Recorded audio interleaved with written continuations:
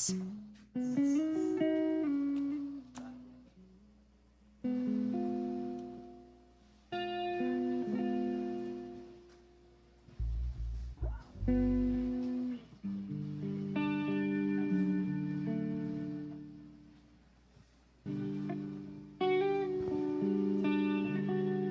Sound check. Yan. Good morning po sa ating lahat. Good morning. So tayo pong lahat ay tumayo. Tayo po muna ay magbatian sa ating mga katabi ng isang mapagpalang umaga sa ating mga nasa likod. Ayun. So sa ating pong pagpapatuloy, sama-sama po nating awitan ng ating Panginoon ng mga makalangit na awitin.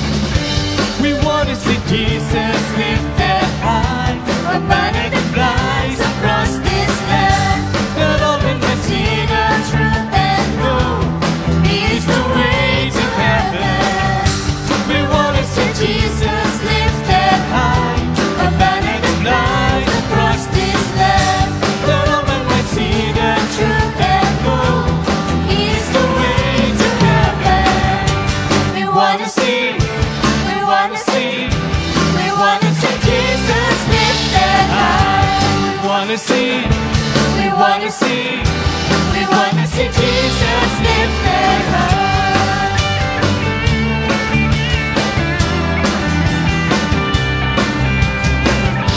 We wanna see Jesus lifted high, a banner that flies across this land, that all men may see the truth and know He is the way to heaven.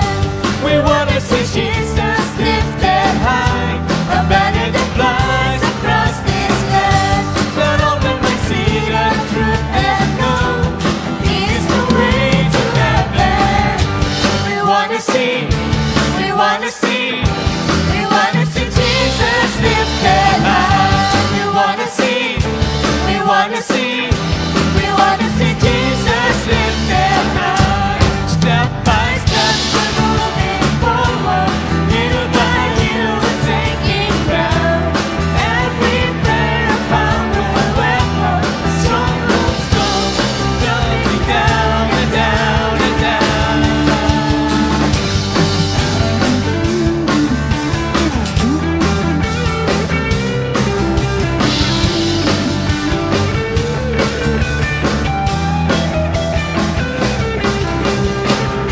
We wanna see Jesus, We wanna see, Jesus, we wanna see Jesus lifted high. we wanna see Jesus, We wanna see, Jesus, we wanna see Jesus lifted high. we wanna see Jesus, We wanna see, Jesus, we wanna see Jesus lifted high. we wanna see, We wanna see, we wanna see Jesus lifted high.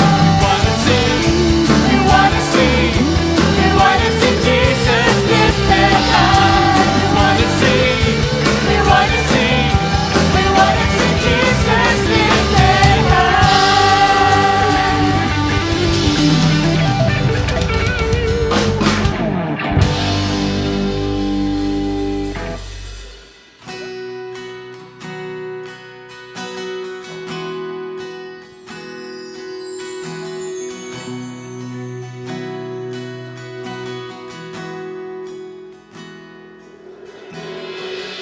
In the quiet, in the stillness, I know that you are God. In the secret of your presence, I know there I am restored. When you call, I won't refuse.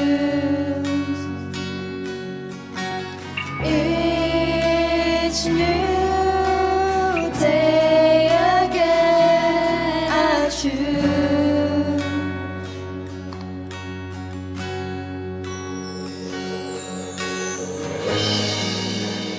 There is no one else for me, none but Jesus, crucified to set me free. Now I live to bring Him praise. In the chaos, in confusion, I know You're sovereign still. In the moment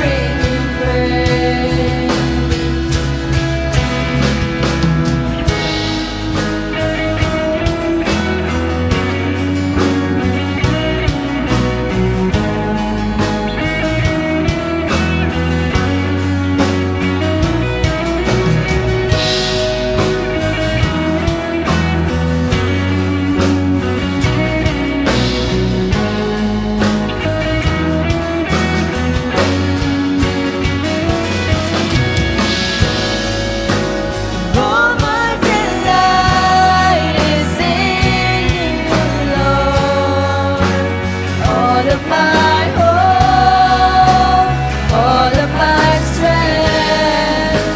All my delight is in you, Lord, forevermore.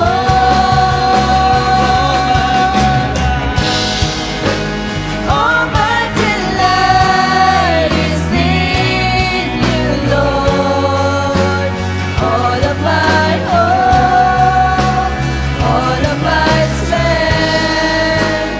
All my delight is in you, Lord, forevermore.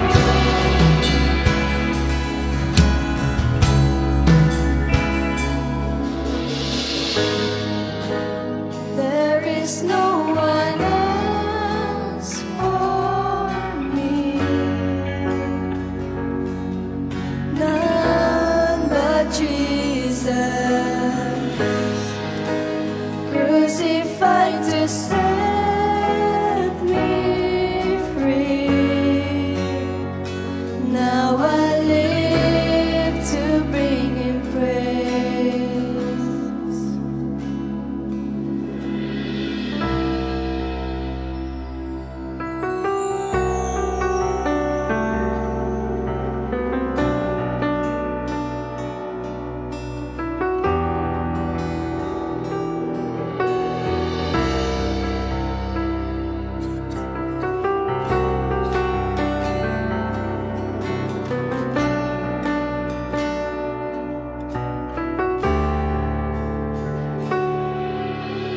This is my desire, to honor you, Lord. With all my heart I'll worship you.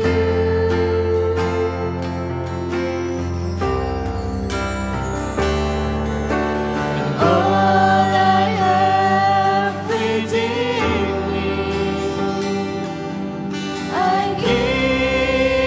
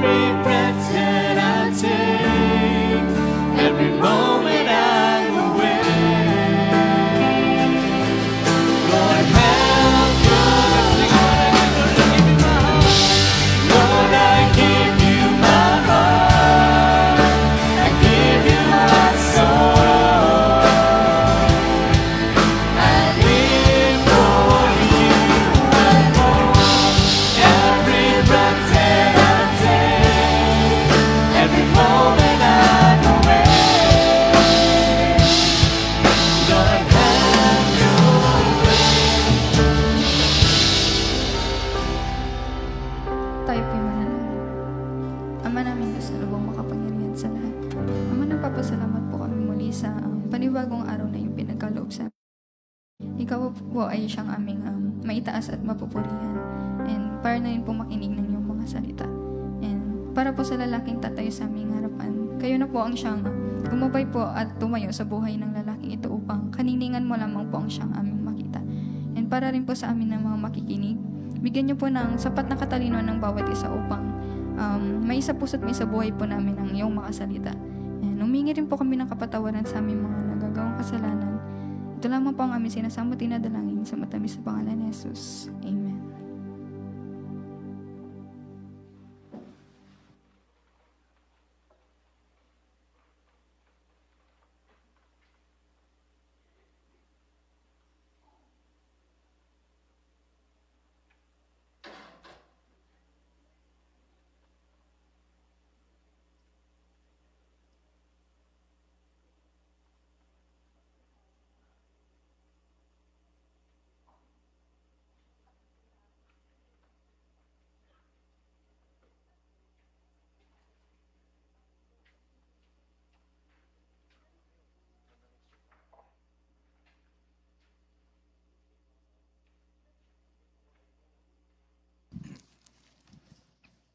Isang mapagpalang umaga pong muli sa atin pong lahat mga kapatid.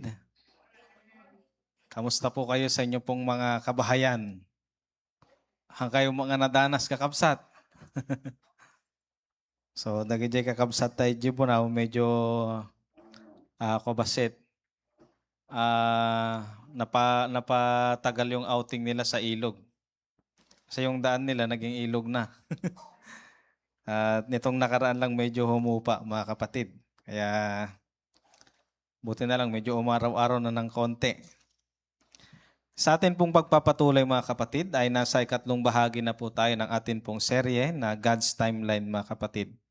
At sa umaga pong ito ay nais ko pong basahin ang nakasulat dito po sa aklat po ng Psalm chapter 27 mga kapatid verse 14. Na ganito po ang mababasa po natin sa talataan pong ito. Kayawi tayo magtiwala, manalig sa Kanya, at huwag manghinawa. Kayawi tayo magtiwala. Nais ko pong basahin din po sa English kasi maganda po yung pagkabanggit doon po sa English mga kapatid. Ang sabi po ay ganito, wait for the Lord, be strong and take heart and wait for the Lord. So yan po yung atin pong talata sa umagang ito mga kapatid. Salamat pong muli sa mga nagpaawit at ganun din po sa pangbukas na panalangin mga kapatid. So yung atin pong theme sa umagang ito mga kapatid is When God Rewrites Your Timeline. Lahat po ba tayo dito mga kapatid, nakaranas na yung feeling na parang na-prostrate ka kasi hindi mo na i-hit yung araw na ito or yung taon na ito dapat mangyari ito. Minsan parang nakakainis, ano po mga kapatid, parang nakaka-frustrate, nakaka-disappoint na parang yung mga pinaplano po natin na dapat target date po natin ay hindi po nangyayari. Napadasan nyo kasyahin nga kabsat? Na parang ang hirap kung minsan mga kapatid na kung saan yung atin pong focus sa ating Panginoong Diyos lamang sana pero minsan nawawala yung focus natin sa Diyos at napupunta doon sa mga bagay na kung saan inaalala po natin. So minsan ay nangyayari po sa buhay po natin yung ganun. Kasi nga po kung minsan ay yung mga pinaplano po natin ay hindi pa panahon na ibigay sa atin ng ating Panginoong Diyos. Or else, mga kapatid, hindi para sa iyo yun, bagay na yon, mga kapatid. Kaya ang sabi niya dyan, when God rewrites your timeline. Kung paano kaya mga kapatid, kung yung mga pinaplano po natin ay iniiba ng ating Panginoon? Papayag ba kayo doon? Paano kaya yung gusto mong mangyari sa buhay mo ay iniiba ng Diyos? Payag ba kayo doon, mga kapatid? Ako, payag na payag. Kasi mas alam ng Diyos at higit na alam ng Diyos yung makakabuti sa atin, mga kapatid. At yan po yung nais ko pong talakayin sa umaga pong ito. Ang sabi niya nga dyan, wait for the Lord, be strong, and take heart and wait for the Lord. Sabi po sa unang bahagi po natin, mga kapatid, when God says, wait, sa panahon na ang Diyos, mga kapatid, yung kasagutan po niya sa atin ay wait. Hindi ko po wala ata dyan yung first na kwan. Sa isang laptop po, meron. Nakalimutan kong i-send po yung isang slide, mga kapatid. Kulang yung slide po natin. Yung isang puntos po dyan, unang puntos po natin is when God says, wait. Paano pagka tayo po ay nanalangin, mga kapatid, yung kasagutan po sa atin ng Diyos, maghintay ka muna. Ano ba yung gagawin po natin while we are waiting, mga kapatid? Ano ba yung dapat po nating gawin sa buhay po natin habang tayo po ay naghintay? Bukod sa tayo po ay maglingkod sa Diyos, mga kapatid. Nakakainip po pagka tayo po ay naghihintay. Ang tagal na nating nananalangin, hindi pa natutupad yung panalangin po natin.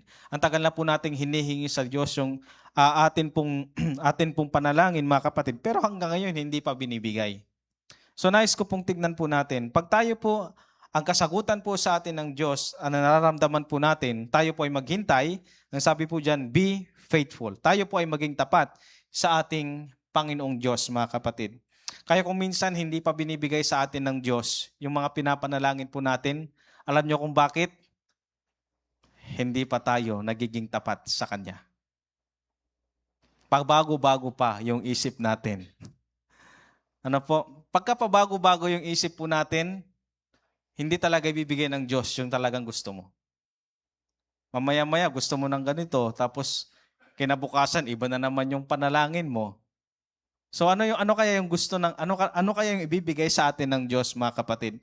Hindi po nalulugod ang ating Panginoon sa taong pabago-bago ang isip. Pakisabi sa iyong katabi, maging sigurado ka kasi. Lord, gusto ko yung ganong trabaho. Tapos mamamaya, madikit gaya matoy, makabannog, nasakit ti ubot, tugtugawa kag malmalam. Sabalin to man ni kararag mo nga trabahon. So ano kayang ibibigay sa iyo ng Diyos, mga kapatid? Kasi pag binigay sa iyo ng Panginoon, sigurado kalaunan magrereklamo ka din. So kinakailangan maging faithful tayo sa ating Panginoon sa mga hinihingi po natin sa Kanya. Ang sabi nga po sa aklat po ng Psalm chapter 37 verse 4, take delight in the Lord and He will give you the desires of your heart. Kung gusto po natin, mga kapatid, na maging aligned yung will natin sa ating Panginoong Diyos, unang-una ay nasa puso po natin ang Panginoon. Bakit po, mga kapatid? Kasi pag nasa puso natin ang Diyos at ang Kanya pong salita, hindi po tayo kailanman hihiling ng mga bagay na alam po natin, masasaktan po natin ang Diyos. Ang laging hihilingin po ng isang taong punong-puno ng pag-ibig ng ating Panginoon ay yung mga bagay na makakapagbigay puri sa ating Panginoong Diyos. At pag nakita ng ating Panginoon na yung atin pong hinihiling ay for His glory, tinitiyak ko po, mga kapatid, na baka hindi lamang po yun yung ibigay niya sa inyo. Kundi baka masigit pa. Alam niyo po yung kwento about kay King Solomon, mga kapatid. Nalugod po ang Diyos sa kanyang hiningi. Ang hiningi niya, hindi material na bagay, kundi yung hiningi niya ay wisdom para pangunahan yung bansang Israel. At ano po yung binigay po sa kanya ng Diyos? Hindi lamang po wisdom yung binigay po sa kanya, kundi yung pati hindi niya hiniling na kayamanan, mga kapatid, binigay sa kanya. Ganyan po katindi, mga kapatid. Pag-align yung will ng Diyos sa puso po natin, sa buhay po ng bawat isa po sa atin, magugulat po tayo kahit yung hindi po natin hiniling, nangyayari sa buhay po natin, mga kapatid. Wag lang problema Lord, hindi ko naman ito hiniling bakit mo binibigay? So kung minsan, mga kapatid, napakahiwaga pag ang Diyos po yung kumilos sa buhay po natin, mga kapatid. Kaya maging faithful tayo sa ating Panginoon, maging habang tayo po ay nananalangin po sa Kanya, maging sigurado po tayo. At alamin po natin, ito ba ay makakaglorify sa Kanya? Ito ba ay makapagbigay ng papuri sa ating Panginoon? Isipin po natin, mga kapatid, kung yan ay kalooban ng Diyos. At kung yan ay kalooban ng Diyos, mga kapatid, 100%, mga kapatid, tutulungan ka ng ating Panginoon kahit gaano ka-imposible. Ano po, kahit gaano ka-imposible, mga kapatid. Kaya kayo yung mga Bible characters doon po sa Old Testament, mga kapatid, may kaparaanan po ang Diyos para i-bless yung kanya pong mga servants, mga kapatid. Sa paraan nga lamang kung minsan na hindi po natin inakala. Kagaya nung akin pong sinabi, mga kapatid, nung nakaraan, sometimes kahit yung mga enemies, yung mga negative things na nangyayari po sa atin, kayang gamitin ng Diyos yan para i-bless po tayo. In different ways, mga kapatid, napakarami pong ginagawa ang Diyos na kaparaanan para i-bless po ang Kanya pong mga lingkod, mga kapatid. Kinakailangan lamang po ay maghintay po tayo. Kagaya ng akin pong sinabi, hindi po late ang Panginoon. Tayo lang po kung minsan nalilate. Hindi po late ang Diyos at hindi rin po sobrang aga ang Panginoon. He is very accurate sa kanya pong mga ginagawa pong mga plano sa buhay po natin. Akala po natin late na ang Diyos pero tayo lamang po yung atat at nagmamadali na mangyari yung mga bagay po na yun, mga kapatid. Kasi hindi pa tayo hinog para tumanggap minsan ng blessing. Kasi yung blessing, mga kapatid, nagiging curse yan pagka hindi po natin kayang i-handle. Kaya habang tayo po ay naghihintay, mga kapatid, ang nais ng Panginoon sa atin, makita po yung katapatan po natin sa Kanya. Kasunod po, mga kapatid, be patient. In Galatians chapter 6 verse 9, let us not become weary in doing good, for at the proper time we will reap a harvest if we do not give up. Hantay ko mga mabanbanog kakabsat.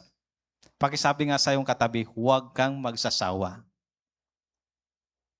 Hanggang kailan ako gagawa ng mabuti, Panginoon?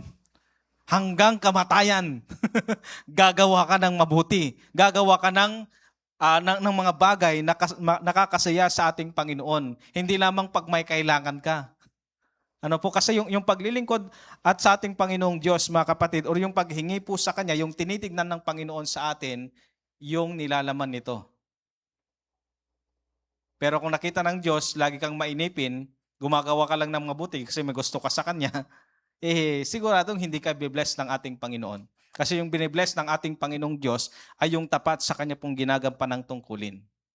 Dapat ang sabi niya, sabi ni Apostol Pablo sa kanyang sulat, let us not become weary in doing good. Hantay ko mga mabanbanog kakabsat. Sa atin pong paghihintay sa pagpapala ng ating Panginoon, huwag po tayong asasawa na maghintay at gumawa po ng mabuti, mga kapatid. Kagaya po nung isang kwento, actually muntik ko na rin ma-experience to Muntik nang maging true to life, mga kapatid. Kasi nung nag-aaral pa ako sa Manila, kasi yung pag-January, alam niyo po, pag-January, mga kapatid, ang hirap sumakay ng bus. Talagang ilang bayan yan mula sa Alaminos, tapos hahakutin ng bus, mga kapatid. Ang hirap makasakay. Tapos nung January, pabalik ako ng seminary. 3:00 ng madaling araw, naghihintay ako ng bus. Hanggang maghapon, wala pang bus, mga kapatid. Pero muntik na akong umuwi ng bahay. Uwi na sana ako Kasi nandun ako sa crossing, mga kapatid. Ang tagal. Hindi ako makapaghintay, mga kapatid. Pero, buti na lang di ako umuwi. Kasi kung umuwi ako, hindi ako nakasakay.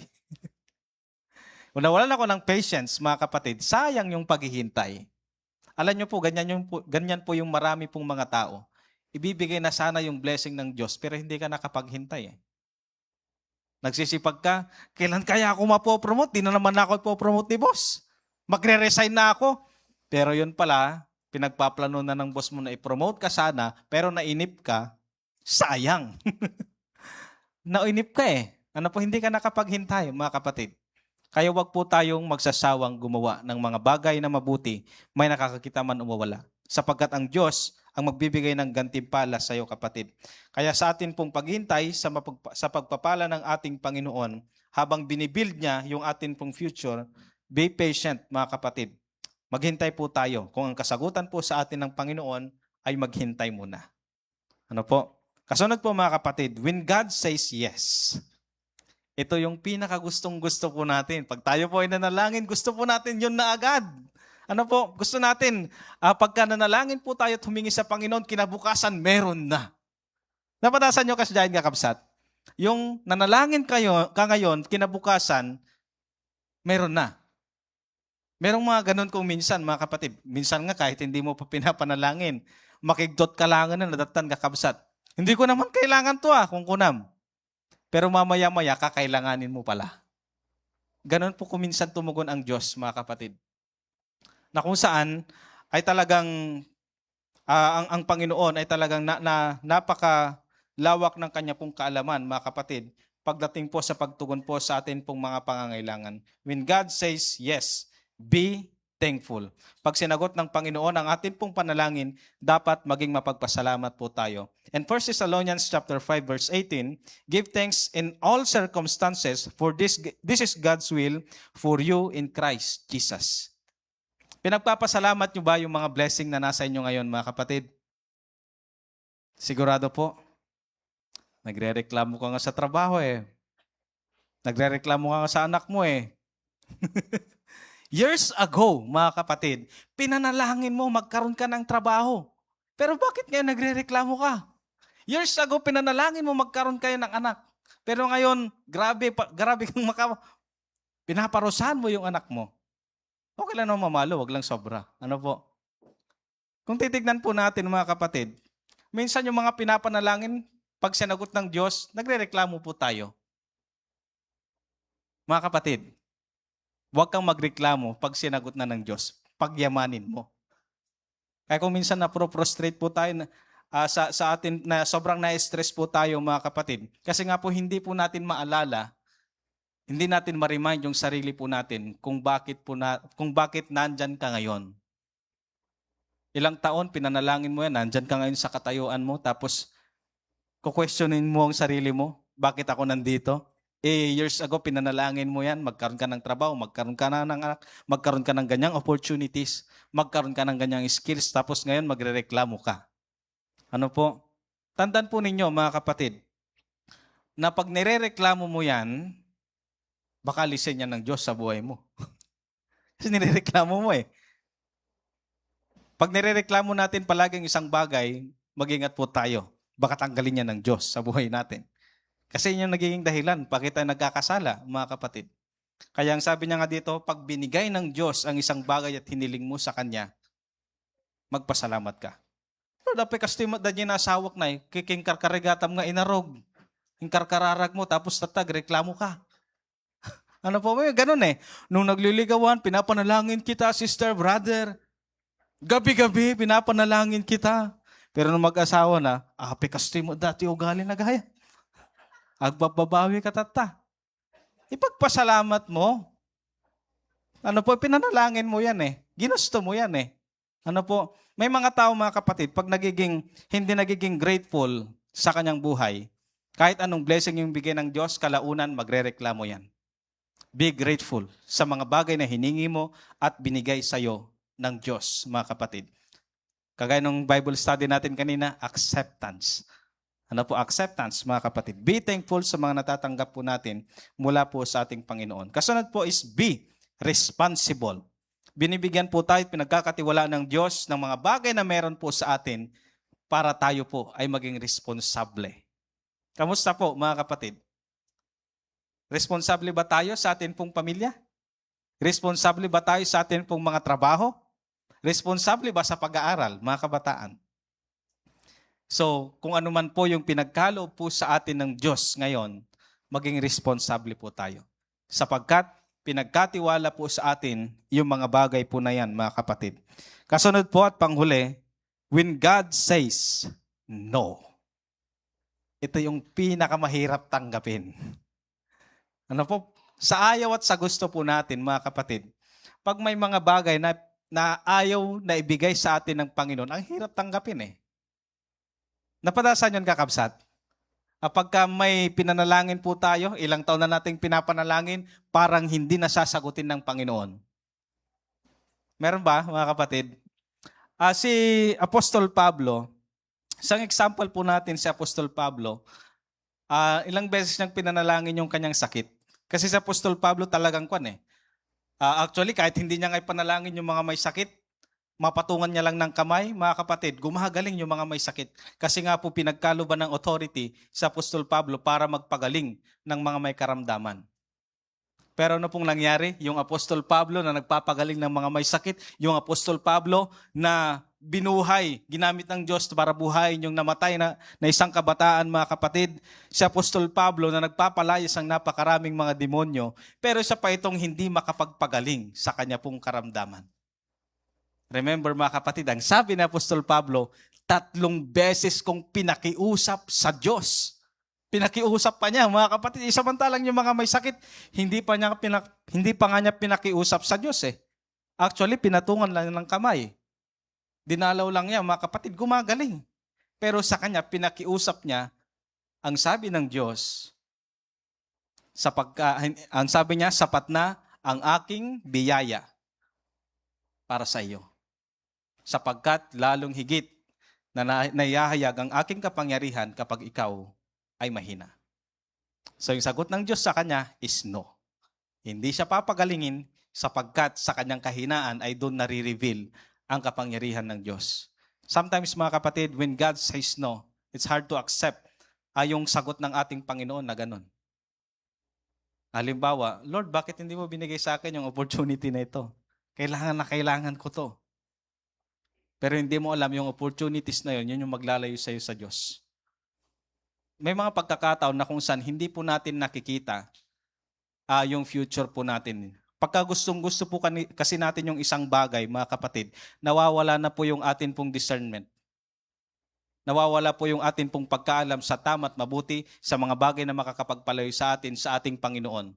Kaya pag gusto po natin talaga, go lang ng go kahit alam po natin mapapahamak po tayo.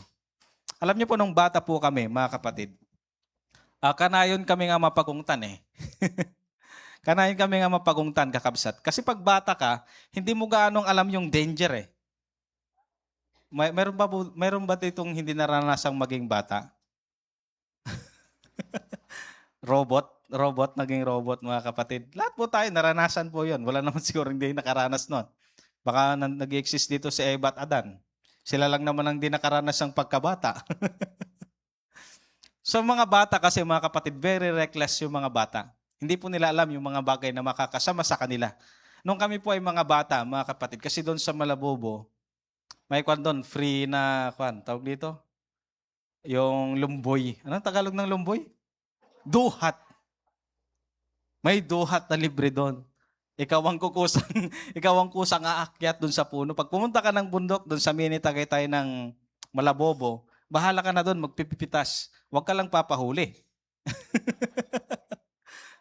So doon, mga kapatid, siyempre bata, hindi mo alam yung danger, mga kapatid. Ano po?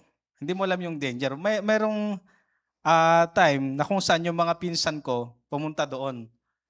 Kung nagkuha ng lumboy. Doon sa pagkuha nila ng lumboy, merong ahas doon sa ibaba. Muntik na silang makagat, mga kapatid. So laging sinasabi ng mga nanay, mga tatay po namin, huwag kayong pupunta doon kasi delikado. Siyempre, bata. Tapos, gustong-gusto namin magpipitas ng mga doon. Hindi po namin alam yung danger, mga kapatid. Pero alam ng mga parents. Alam niyo po, ganyan po tayo kung minsan, mga kapatid. Hindi na po natin inaalala yung maaring maging resulta ng atin pong maling desisyon sa buhay. And that's why, ang ating Panginoon, sometimes no ang kanyang sagot kasi nakikita niya, it will destroy yung iyong relationship po sa Kanya. Kagaya po sa atin dito sa Pilipinas, mga kapatid, medyo ng Pilipino, ewan ko kung hindi marunong magbasa or talagang sadyang matigas ang ulo natin. Doon lalo dyan sa Manila, ang dami kong nakikitang huwag tatawid, nakakamatay. Yung iba, hindi natatawid, pero pagka tunay ka daw na Pilipino, basahin mo yon tapos itry mong tumawid. Wala mong nakikita ganun sa sa Cubao, mga kapatid. Ang dami nakalagay, huwag tatawid, nakakamatay. Tatawid pa rin. Galing. Alam niyo po mga kapatid, ganyan po yung nagiging consequence natin pag nilabag po natin at ayaw po nating tanggapin yung sagot ng ating Panginoon sa atin na no. Pag nakikita po natin na lahat ng mga kaparaanan ay maaring malabag po natin ang ating Panginoong Diyos, it means, mga kapatid, ayaw ng Panginoon na gawin po natin yan. Ano po? Ayaw ng ating Panginoon na gawin po natin yan. Sabi nga po sa aklat po ng Jeremiah chapter 29 verse 11, "For I know the plans I have for you, declares the Lord. The plans to prosper you, not to harm you. Plans to give you hope and a future." Yan po yung gusto ng ating Panginoon sa atin, na pinapaalam niya na hindi naman po tayo bibigyan ng Diyos ng miserableng buhay. Pag nag-no sa atin ang Panginoon, sigurado po na may mas ipapalit siyang mas maganda, mas maayos, at mas best na plano para sa iyo. Tandaan po natin mga kapatid, na pag nag-no po sa atin ang Panginoon, there is always something best for you. Pakisabi sa iyong katabi, the best is yet to come. Pag nag-no ang Panginoon, pag nag-close ang door, nag-close ang opportunities, sigurado po mga kapatid, merong mas magandang plano ang ating Panginoon. Subok ko na po yan. Ano po? At marami na rin po akong mga kikilala na subok na po ang bagay po na yan. At na-inspire po ako sa ganung mga testimonies na sa kabila ng mga closed doors, mga kapatid, nag-o-open ang Panginoon ng isang door na para sa iyo. At yun ay best para sa iyo, mga kapatid. In Deuteronomy chapter 29, verse 29, the secret things belongs to the Lord our God, but the things revealed belong to us and to our children forever, that we may follow all the words of this law. Nung sabi ng banal na kasulatan, the secret things belongs to the Lord. Hindi man po natin maintindihan kung bakit hindi binigay ng Diyos ngayon yan, pero darating yung araw, makikita mo ang kasagutan. Naranasan nyo na yun mga kapatid, na years ago may hindi sinagot ang Panginoon, pero ngayon nare-realize nyo, imbaglanganan. Napasabi na kayo ng ganon, yung imbaglanganan, hangada di tinasawam, miserable kong matibiyag mo. Kanain kayo magapapa. Imbaglanganan, hangada di titrabahom.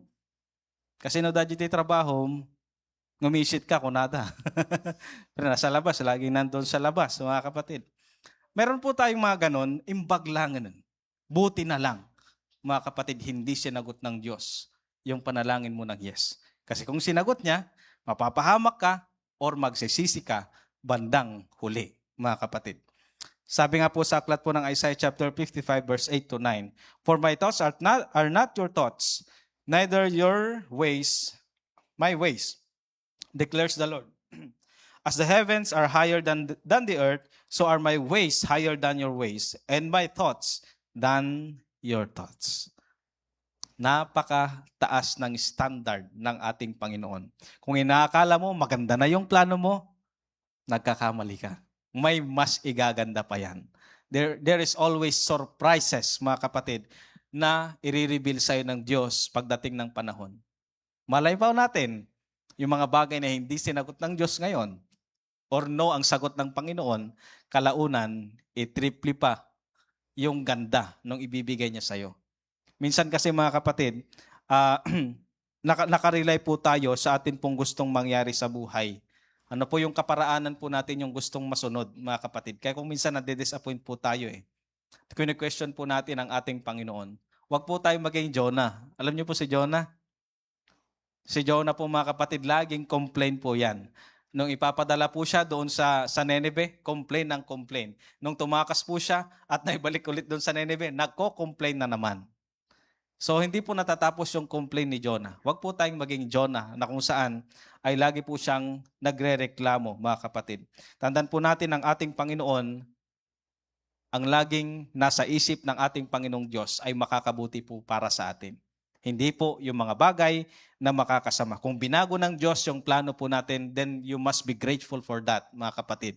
Sapagkat mainaayos ang Panginoon sa buhay po natin na maaring ikapahamak po natin pagdating po ng araw. Kaya magpasalamat po tayo pag may binago po ang Diyos sa mga plano po natin.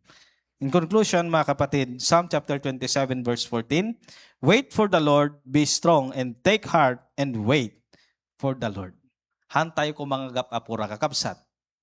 At huwag po nating babaguhin din ang kagustuhan ng Diyos sa buhay po natin, mga kapatid. Antayin po natin kung ano ba yung magiging kasagutan ng Diyos sa buhay po natin. All we need to do, sa ngayon po mga kapatid, is to pray for it. Wait for it, mga kapatid. Kung ano ba yung ipagkakalob po sa atin ng ating Panginoon. Tayo pong lahat ay manalangin. Ama naming Diyos na lubhang makapangyarihan po sa lahat, marami pong salamat, Ama, sa pagkakataon pong ito, sa mga salita mo na amin pong napakinggan. Salamat po, Ama, dahil sa panahon na kami po ay naghihintay sa kasagutan po ninyo sa amin pong panalangin, ay natututo po kami na maging faithful. Natututo po kami, Panginoon, na magkaroon po, Diyos, ng patience habang kami po ay naghihintay ng iyong kasagutan sa amin pong buhay. Salamat din po, Panginoon, dahil sa tugon po ninyo na yes sa amin pong mga panalangin, sapagkat natututo po kami na maging tapat sa amin pong mga sa iyong mga binigay po sa amin, Panginoon. At dalangin po namin na kung kami man po, Diyos, ay hindi niyo po sagutin ng yes or ng wait, Panginoon. At maging no ang kasagutan po ninyo sa amin pong mga buhay. We pray, Lord God, na matanggap po namin ito. At higit po sa lahat ay magkaroon po kami ng higit na matinding pananampalataya po sa iyo. Sapagkat ang nais po ninyo sa bawat isa po sa amin, Panginoon, ay mga planong ikakabuti po namin at hindi pong mga planong ikakasama ng bawat isa. Pagpalain po ninyong mga salita na amin pong napakinggan sa umaga pong ito. Ito pong aming dalangin sa pangalan ng aming Panginoong Hesus at tagapagligtas. Amen.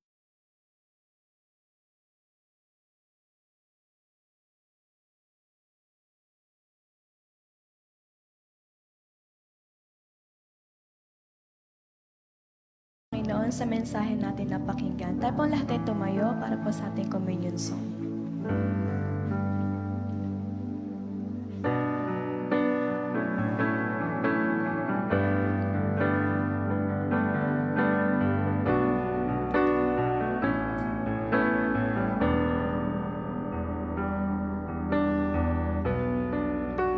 Savior, I come, quiet my soul. Remember,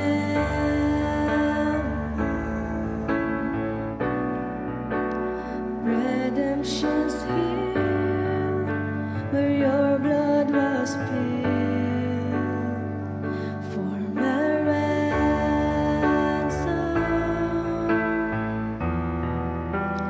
Everything I once held dear, I counted all as lost. Lead me to the cross where your love poured out. Oh, bring me to my knees, Lord, I lay me down. Rid me of myself, I belong to you. Oh, lead me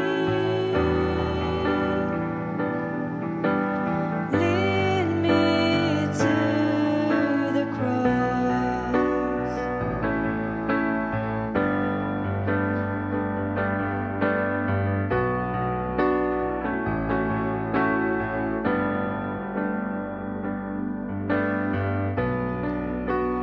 You were as I, tempted and tried.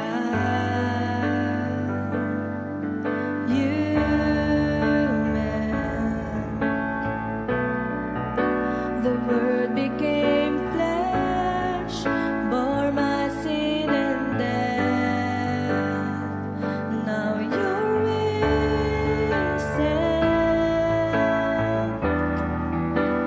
Everything I once held dear, I counted all as lost. Lead me to the cross where your love poured out.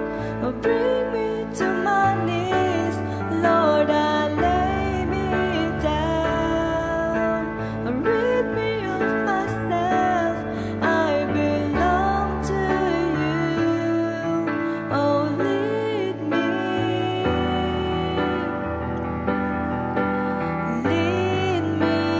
to the cross. Sapagkat ito ang turo na tinanggap ko mula sa Panginoon at ibinigay ko naman sa inyo. Noong gabing siya'y pinagkanulo, ang Panginoong Hesus ay dumampot ng tinapay. Nagpasalamat at pinagpira-pero sa iyon at sinabi, ito ang aking katawan na inihandog para sa inyo. Gawin ninyo ito bilang pag-aalala sa akin.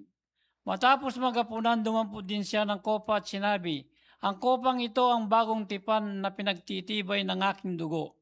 Tuwing iinumin ninyo ito, gawin ninyo bilang pag-aalala sa akin. Sapagkat tuwing kakain kayo ng tinapay na ito at iinumin sa kupang ito, ipinapahayag ninyo ang kamatayan ng Panginoon hanggang sa kanyang muling pagparito. Tayo po'y manalangin. Dakila naming Diyos na makapangyarihan sa lahat, salamat po Ama sa umagang ito na iyong pinagkaloob sa bawat sa amin. Dalangin po namin Ama na ikaw po siyang patuloy na gumabay sa bawat sa amin sa umagang ito. Ganoon din po sa aming pag-alaala sa iyong kamatayan dun sa krus. Ikaw po Panginoon siyang magsiyasat sa aming mga puso at isipan Panginoon. Sa ganun makita po namin Ama na kayo po'y karapat-dapat sa pagtanggap sa tinapay at sa kopa Panginoon na siyang sumisimbolo sa iyong katawan at sa iyong dugo.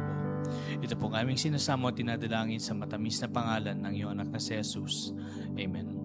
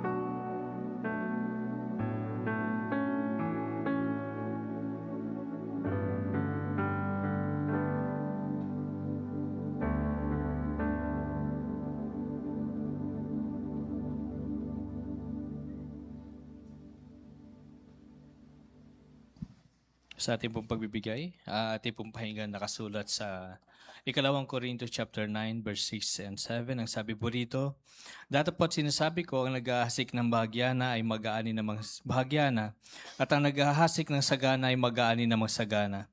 Magbigay ang bawat isa ayon sa ipinasya ng kanyang puso.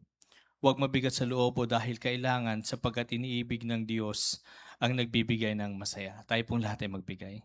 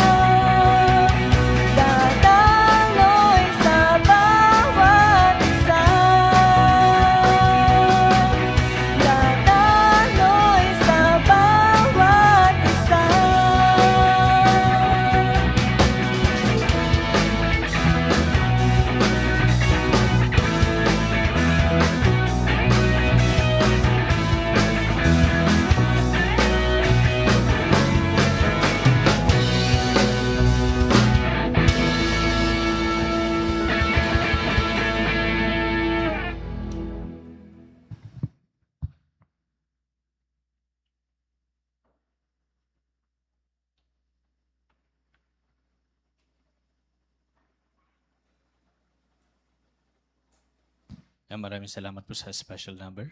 Tayo pong lahat ay tumayo, tayo po ay manalangin. Dakilan naming Diyos na makapangyarihan sa lahat. Muli, salamat po Panginoon sa umagang ito.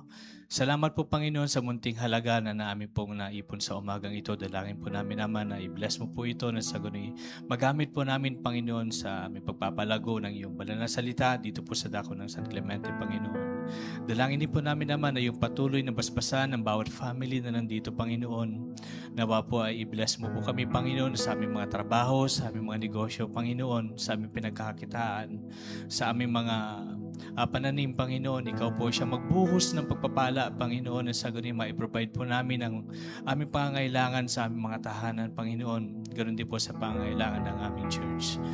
Muli po Panginoon, ikaw po ang siya aming itinataas, ikaw po ang siya aming pinapupurihan Panginoon, at ang lahat ng mga bagay na ito ay aming inihiling sa matamis na pangalan ng iyong anak na si Jesus.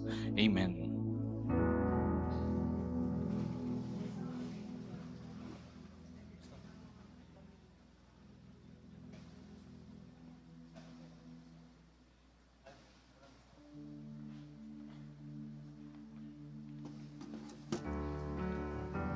Dadako na po tayo sa ating pong announcement, mga kapatid.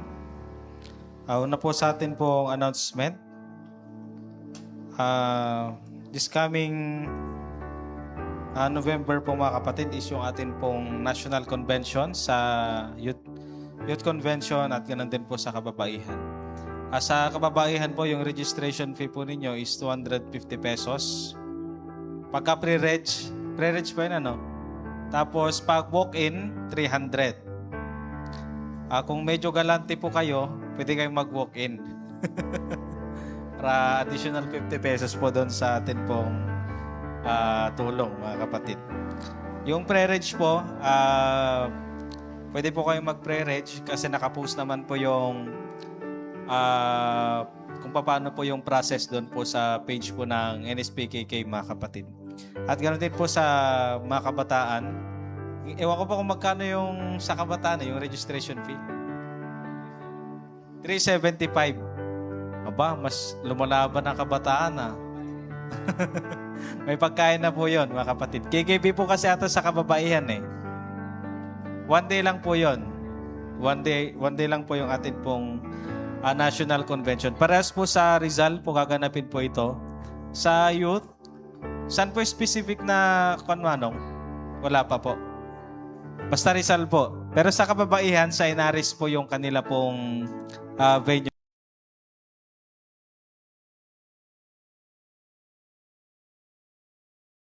Para tayo po ay makadalo doon po sa atin pong National Convention, sa Youth Convention at sa Convention po ng kababaihan.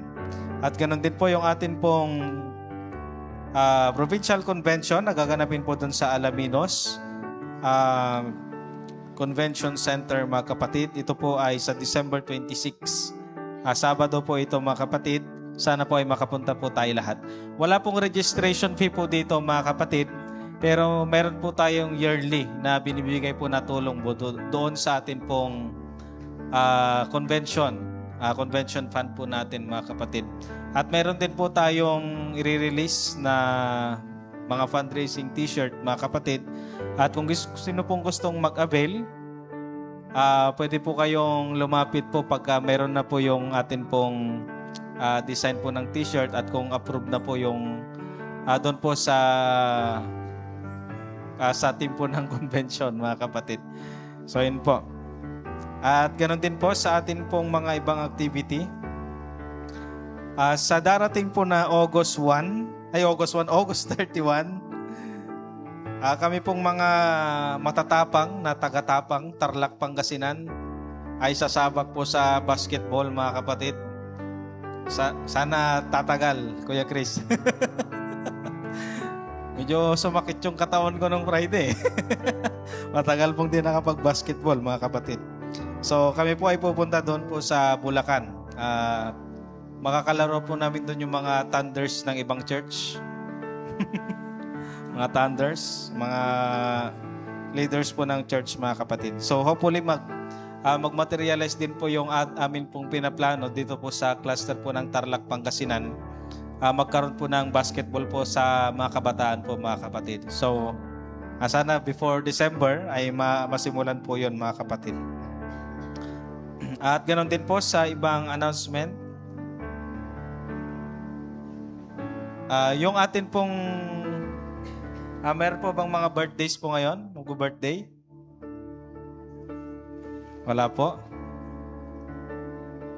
Sigurado po kayo? Baka nahihiya lang. Ayan po. This coming Friday po mga kapatid. Ayan. Si Kevin. Sana si Kevin? Ayun, dun sa likod. Di umimik si Kevin eh. Happy birthday, Kevin. At kay Ikay. Sana si Ikay? Doon sa Children's Department. Tsaka kay Sister Lilian. Wala po ito si Sister Lilian po ngayon. Ayan. Happy birthday po mga kapatid. At sa lahat po ng mga may kaarawan po ngayong week. Happy birthday po sa inyo. Pwede ba natin silang awitan? Kapatid na Elijah.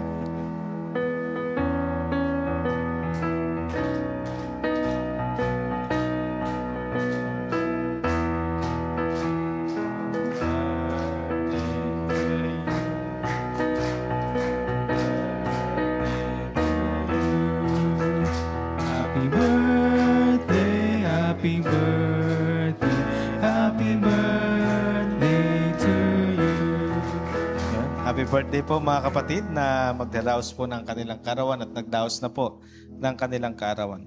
At this coming Friday din po, last Friday of the month, yung atin pong outdoor prayer meeting, yung atin pong devotion mga kapatid and prayer meeting doon po sa bahay po nila Nanay Linda. So birthday po ni Ikay mga kapatid, doon po tayo pupunta sa Friday. So i-announce ko po sa JC kung anong oras po. Mga alas 5 po Nanay, mas maaga. Mga alas 5 po, para hindi po tayo ganong gabihin. Sa bahay po nila Nanay Linda po mga kapatid. So kung sa mga hindi po nakakaalam sa bahay po nila Nanay Linda, kung alam niyo po yung San Clemente High, harap po nun, may isang bahay, doon po sa pangalawa. Doon po yung bahay po nila. Basta nung makita yung tao dyan kakabsat, giant. So yun po.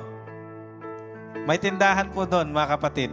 Doon po yung makikita niyo po yung tindahan po ni Sister Gemma po doon. Doon na po yung atin pong venue. So yun po mga kapatid. May karagdagang announcement pa po. May karagdagang announcement pa po mga kapatid. Parang di ko ata na-welcome nung Sunday na-welcome ba nung Sunday? Si Sister Jody. Ayan po, si Sister Jody po. Pinsan ni Sister Janice. Na asawa po ni Guayjel, na anak ni Nanay Luz. Kinuwit kabit na, no? Hindi na lang ko na. So, yun po. Welcome na welcome ka dito, Sister Jody. Dito sa ating church dito sa San Clemente. At nawal, lagi kang makasama dito sa ating pananambahan. So, yun po. At ganoon din po si Sister Mary Ann. Kasama po natin siya ulit. Ayan po. At matagal-tagal din na panahon na hindi po natin siya nakasama at muli po. Nakauwi na po ulit siya. So yun po, welcome na welcome po ang bawat isa po sa atin mga kapatid. At maraming pong salamat sa umaga pong ito sa presensya ng bawat isa. At kung wala na po tayong mga karagdagang announcement, tayo pong lahat ay magsitayo at batiin po natin ang bawat isa.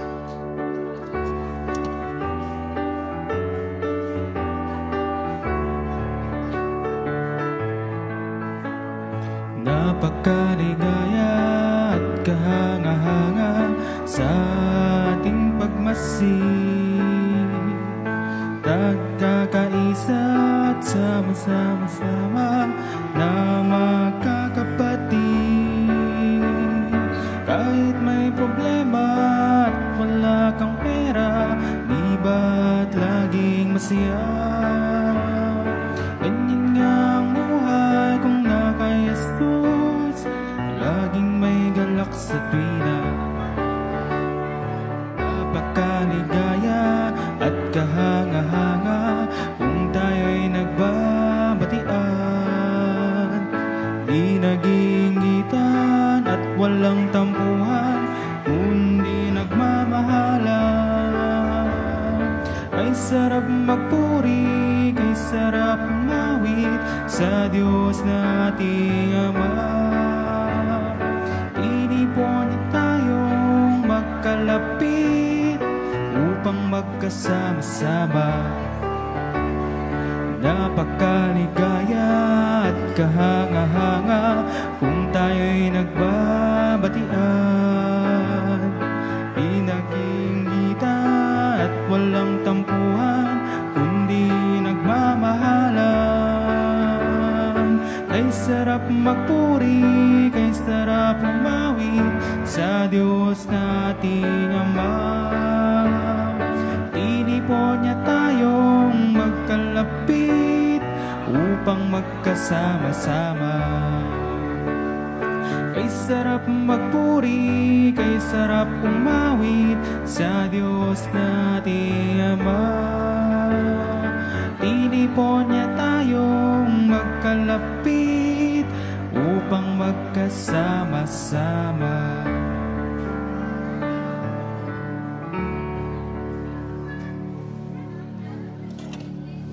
Tayo pong lahat ay manalangin, mga kapatid.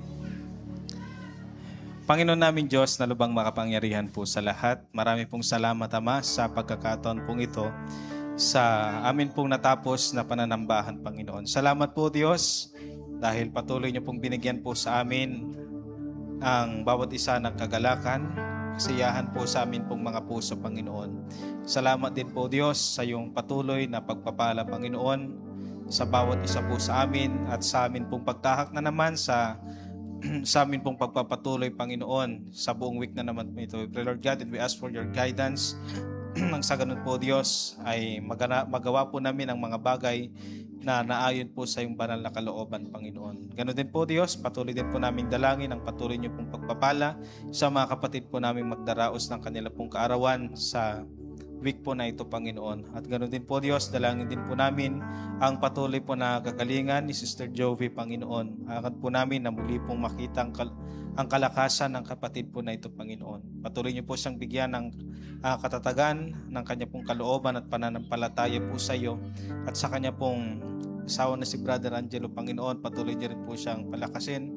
At nang sa ganun po, Diyos, ay may padama po niya ang kalinga at pagmamahal, Panginoon. Lalo po sa pagkakataon pong ito na sila po ay nakakaranas ng pagsubok, Panginoon. Ganun din po, Diyos, sa complete healing din na Nanay Teng, ay ikaw pong siyang magpagaling po sa kanya, Panginoon, at nang sa ganun po ay tuluyan pong gumaling ang kanya pong karamdaman. Ganun din po, Diyos, kay Brother Emerson, Panginoon, nakasalukuyan pong nasa ospital po ngayon.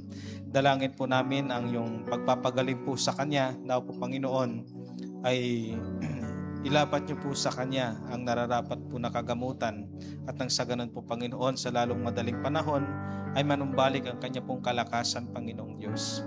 Ganun din po sa mga kapatid po namin na may mga karamdaman sa pagkakataon pong ito. Hindi man po namin maisa-isa ang kanila pong mga pangalan, Panginoon, ngunit kilala niyo po sila at naririnig po ninyo ang kanila pong mga panalangin, Panginoon. Patuloy niyo pong pagpalain ang trabaho ng bawat isa po sa amin, and we pray sa mga opportunities sa mga kapatid na nanalangin, Panginoon, ng sa kanila pong trabaho, sa kanila pong karir, Panginoon, na patuloy niyo po silang pagpalain, at lalong higit sa amin pong mga pamilya na kung saan ay patuloy niyo pong i-bless na nandun palaging pagmamahalan, pagkakaisa, Panginoon, at kapayapaan. Sa amin pong pag-uwi, ikaw nawang patuloy na mag-ingat sa bawat isa po sa amin, at ang sa ganun ay makarating po kami ng matiwasay sa amin pong mga tahanan. Ito pong aming dalangin sa pangalan ng aming Panginoong Hesus at tagapagligtas. Amen.